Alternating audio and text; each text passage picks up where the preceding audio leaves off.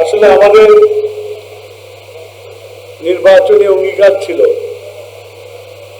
যে আমরা একটা নতুন বাংলাদেশ উপহার দেব এবং আমাদের প্রধানমন্ত্রী আপনারা ইতিমধ্যে দেখেছেন যে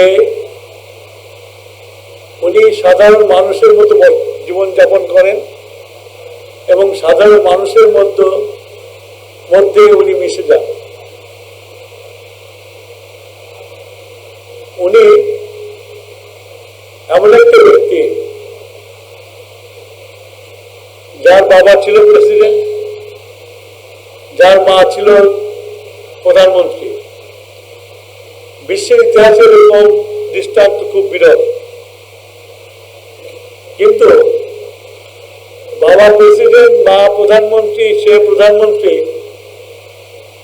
তার মধ্যে সেই যে একটা আপনার মানসিক বিভব পরিবর্তন, সেটা ওনার মধ্যে নাই। উনি অত্যন্ত মানুষের সাথে মিশে মানুষের সমস্যাগুলো উপলব্ধি করে দেশের মানুষের জন্য উপকার করে। আপনারা খেয়াল করেছেন যে আমাদের প্রধানমন্ত্রী জনাব তারেক রহমান, তার সবচেয়ে বড় এই 6 বছরে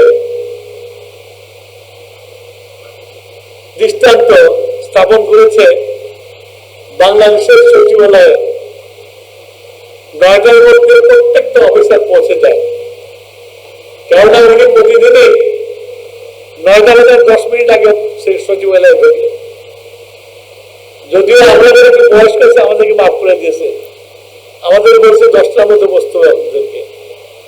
আমরা চেষ্টা করি 10টার মধ্যে যে পৌঁছার জন্য। খালি উনি অফিসে পৌঁছেন না, পর্যন্ত অফিসে খবর রাখেন, খবর নেন।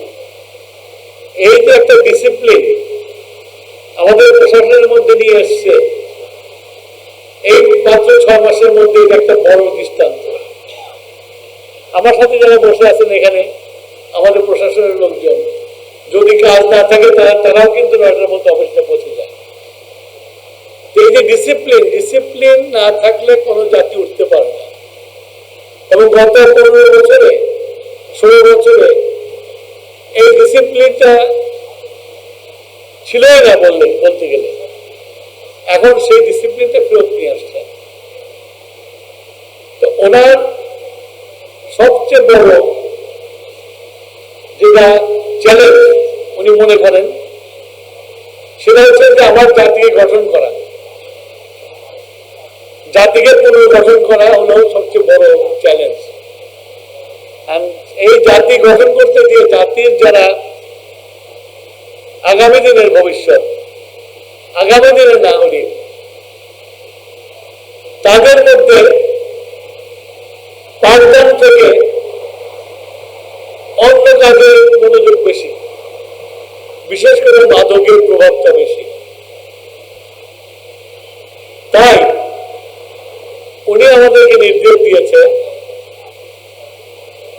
যে এই যুব সমাজ, এই যে বাচ্চারা, এদেরকে বিভিন্ন কাজে এনগেজ করতে হবে।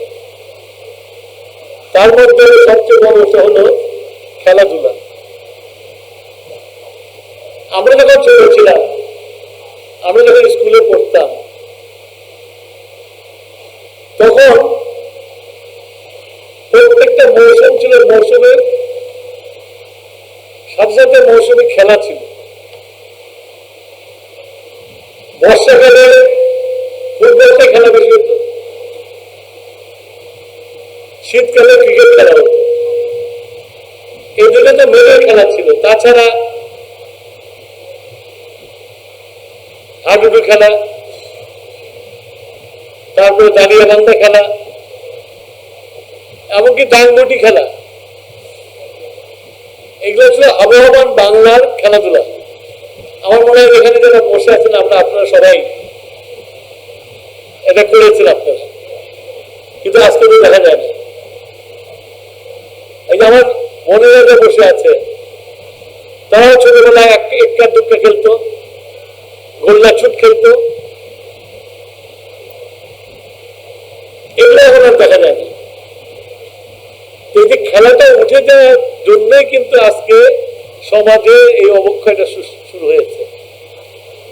আমরা ছোটবেলায় পড়েছি, বইয়ে পড়েছি যে জাতির শিশুদের, যুবকদের স্বাস্থ্য ভালো না হয় সেই জাতির স্বাস্থ্য ভালো হয়। আমরা যে বাজেট করেছি আপনারা জানেন, আমি জানি না আপনারা কেউ বাজেট দেখছেন কিনা, দেখা উচিত আপনাদের। সেই বাজেটে আমরা চেষ্টা করেছি যে মার্জিনাল মানুষ যারা আছে, যারা মডারেট লোক আছে, যারা হাম্বল লোক আছে, তাদের প্রয়োজন ট্যাক্সের বোঝা না বলি, আমরা ট্যাক্সটাকে উপরে নিয়ে আসছি যাতে আপনাদের উপরে কোনো বোঝা না হয়। কিন্তু সমস্যাটা হচ্ছে না, আপনাদের রিলিফ দেওয়া হয়েছে, এমনকি যে বিদ্যুতের বিল বাড়িয়েছে কয়েকদিন আগে আমি যারা 75 ইউনিট পর্যন্ত বিদ্যুৎ ব্যবহার করে তাদের কোনো